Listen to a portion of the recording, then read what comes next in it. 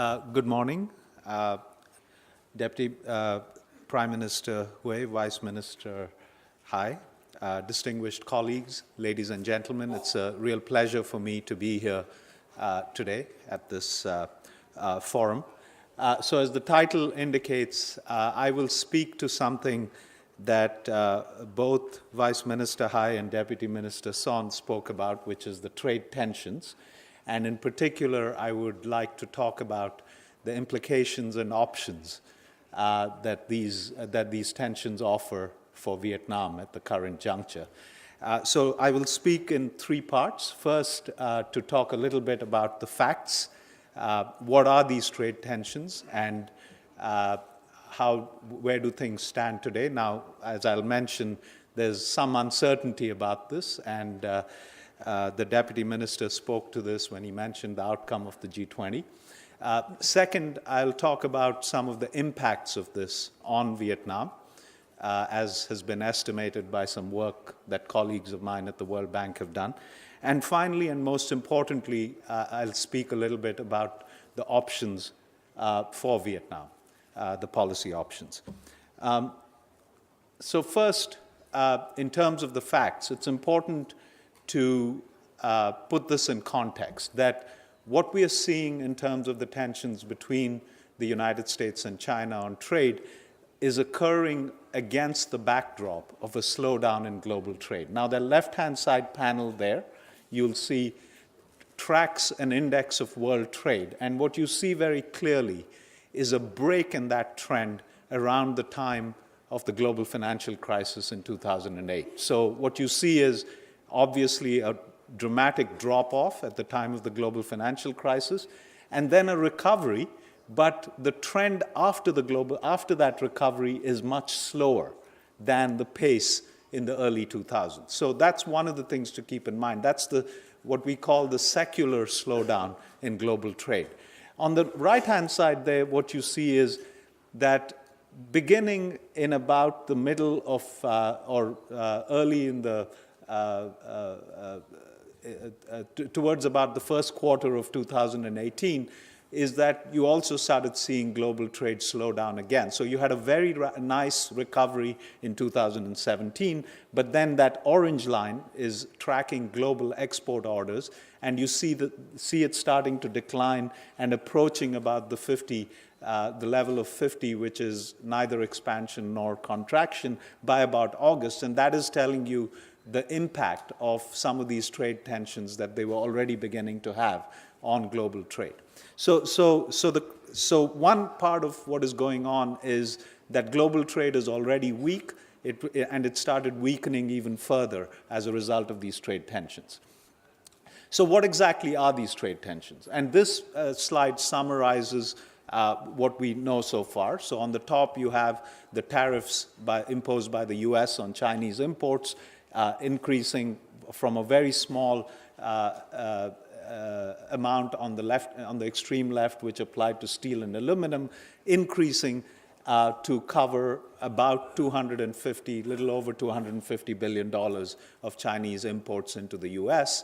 Now, conversely, the Chinese retaliated. Initially, they retaliated in step, but finally they retaliated on a lesser amount of US imports into China, simply because the volume of US imports to China is much smaller than the volume of Chinese imports into the United States. Now, what the pause that we now see that's come out of the G20 applies to the level of tariffs on that largest share of of Chinese exports to the US, which is the big green bubble there. The current tariffs on this are 10%. They were expected to increase to 25% in early January.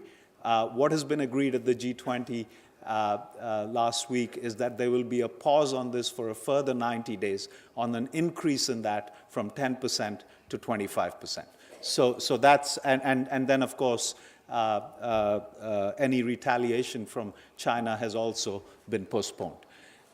So as a result of this, what this now means is that about half of China's exports to the US are subject to tariffs. This pie chart shows you not only that it's half, which is everything except the gray area, but it also shows you the kinds of goods that are subject to these tariffs. And you'll see one of the things to take away from this is that the biggest slice of this pie is that orange slice. That is machinery and electrical equipment, and that is going to have an impact on countries like Vietnam, because a lot of that machinery and electrical equipment, although it may ultimately be exported by China, is the result of value chains that extend across this region and that include countries such as Vietnam as suppliers into those value chains.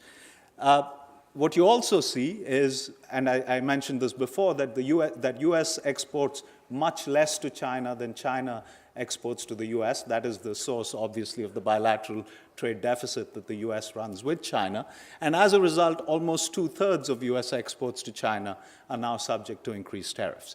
So these are the facts. Now let's turn to the impacts and look at how this could affect Vietnam. Now, in order to do this, let's look at a couple of important aspects. One is that you can see that the US is already a major market for Vietnam's exports. That's shown on the left-hand side there. You can see both as a share of the US in Vietnam's gross exports, as well as the share of gross exports to the US as a share of Vietnam's GDP. Vietnam stands out in this regard. Both of these are very high. And what this implies, obviously, is that there will be some opportunities for Vietnam to replace China in the American market as the US imposes tariffs on exports from China. And in order to quantify this, what my colleagues have done is shown on the right-hand side of this slide, is exactly what is the value of Chinese exports for which Vietnam competes in the US market. And it's of the order of about $19 billion of Chinese exports that the US competes with. So there is potential here for what economists call trade diversion, which could benefit Vietnam. But before we get too happy about this, we should also acknowledge that this is only a first-round effect. There could be other impacts. And in particular, one of the impacts of these trade tensions is that growth in China could slow. And we know that China is a big market for Vietnam's exports. And this slide shows that, where you see the share of gross exports to China in GDP, as well as the share of China in gross exports for Vietnam. Now, this is not quite as high as the share to the US, but it's still pretty significant. It's of the order of 10 to 15%. In terms of both the share of China in gross exports as well as the share of gross exports to China in Vietnam's GDP. So there is the possibility that at the same time that Vietnam might benefit from trade diversion by replacing Chinese exports to the US, that slowing growth in China could hurt Vietnam's exports to China. So just to summarize this in terms of some of the simulations that my colleagues have carried out, this slide shows some of the opportunities that Vietnam might face, some of the opportunities it could benefit from the trade war. And what you see there are on the left-hand side, what is the impact on exports and incomes in Vietnam as a result of the tariffs that have already been imposed by the United States. In other words, the tariffs on the $250 billion of US exports, of Chinese exports to the US. And what you see is a reasonable impact there, about an increase in exports of about 0.5 percentage point, an increase in income of about 0.2 percentage points relative to the baseline. That's on the left-hand side. On the right-hand side, what we do is we simulate the impacts on Vietnam if this trade war were to get worse. In other words, if the pause that we've seen negotiated in Argentina were to fall apart, and if the US were to increase tariffs to 25% on all imports from China. So again, what you see is a larger impact, a larger benefit to Vietnam. So just looking at this slide, one might be tempted to think, oh, so maybe this trade war is a good thing for Vietnam. Maybe Vietnam would benefit. Maybe we should sit back and allow this trade war to play out. But before we do that, we should recognize that there's also a lot more uncertainty, and both the speakers that went before me mentioned the uncertainty. There's a lot more uncertainty as a result of the trade war. And this is, the old line about when the elephants fight each other, the grass suffers. Well, Vietnam is part of the grass. These are the two largest economies in the world that are now pitted against each other.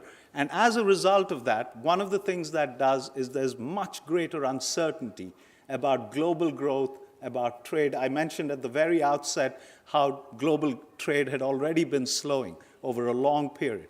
And this only adds uncertainty. And one of the aspects of that uncertainty is that it could affect investment. Remember, I talked earlier about global value chains and how important global value chains had become, particularly in this part of the world. So it's no longer the case that a good is produced only in one country. It's produced in a network of countries that are connected to each other. And if there's uncertainty about the prospects for those global value chains, that's going to affect investment in different countries, in different parts of that value chain. And what this slide summarizes is what happens if you incorporate that uncertainty, in particular through its impact on investment, and what happens if investment were to fall as a result of greater uncertainty, and then the picture turns around completely. Remember, in the previous pictures, we saw small gains to Vietnam as a result of the trade war. Here you see unambiguous reductions in GDP growth relative to the baseline. And so you can see that GDP growth relative to the baseline would fall in Vietnam by over a percentage point in the steady state as a result of the uncertainty that would occur. Now, finally, in terms of impacts, what you also see are very different sectoral impacts across East Asia as a result of these effects. And what you see, obviously, is, and again, the three scenarios are the ones I mentioned. Scenario 3 is the one that incorporates the increased uncertainty and the adverse impact on investment. But nevertheless, what you see across East Asia are the sectors that would benefit from the trade wars are things like textiles, things like garments, things like electronic equipment, because these are the areas where there would be relocation of production from China into some of the countries such as Vietnam. So very quickly then, just to summarize this part of the talk, so what are the likely impacts on Vietnam? The first point, which comes through in all of the simulations, is, and the Deputy Prime Minister already mentioned this, China is a highly open economy. It is very connected in terms of trade to the rest of the world, so there will be impacts. However, these impacts should be manageable. They're not yet of the order that they'll be dramatic. And in this context, I should say again that the pause that was agreed in Argentina is a good thing, because it reduces the temperature, it reduces the uncertainty, and it gives each of the sides some time to reconsider their next steps. The second impact, which we saw in what I call scenarios 1 and 2, is that there is a potential for trade diversion. There is a potential that Vietnam could benefit from this, because Vietnam would export more to replace Chinese exports to the United States. There's also the possibility that the US would export less to China, and that Vietnam would also replace some of those US exports to China. However, and this is obviously the big takeaway, once you incorporate the fact that there will be greater uncertainty, that there will likely be an impact on investment that is adverse, this will more than offset any of the benefits from trade diversion that might accrue to Vietnam, and as a result, the Vietnamese economy could be worse off. So let me then end by talking about what the policy options are for a relatively small open economy like Vietnam in this context, given that Vietnamese policymakers at the end of the day can't control what the US and China can do. I mean, we can hope for the best, but as Groucho Marx once said, the best rule here is to hope for the best, but expect the worst. So if you expect the worst, what should Vietnamese policymakers do? And I would break these down into 3 buckets. First, macroeconomic resilience becomes even more important in this world. Why is that the case? Because you would think that this is about trade, so why is macro important? Well, macro is important because the likelihood of a bad shock to the global economy is much greater now than it was before the trade tensions began. So given that there is a greater likelihood of an adverse global shock, the best thing Vietnam can do is try to strengthen its resilience to the likelihood of a shock. So if a shock were to happen, you're well prepared. What does that mean? It means 4 things. 1, Vietnam has been good about keeping its exchange rate flexible. You need even greater exchange rate flexibility in the face of the possibility of an adverse shock. Financial sector vulnerabilities which have persisted in Vietnam need to continue to be addressed. Fiscal buffers need to be built up. This is something that's obviously a priority of this government. It should continue to be a priority of the government because there is no better way to be prepared for an adverse shock than by having the fiscal buffers to deal with it. And an important aspect of that is ensuring debt sustainability. So that's one set of things. So that's just making sure that if bad things happen to the global economy as a result of this trade war getting worse, Vietnam is well prepared. But in addition, there is a need to continue to enhance competitiveness. What does this mean in the Vietnamese context? It means, very importantly, with regard to trade, strengthening trade facilitation. Logistics, things like that, just making sure that goods move easily at relatively low cost. Improving the business environment. Vietnam is still about number 69 in doing business. There are lots of things that are being done to reform the business environment. Those reforms should continue to be priorities. And in particular, I think there are 2 other areas for Vietnam that are important on competitiveness. One is to have a level playing field between foreign and private and domestic firms and between SOEs and private enterprises.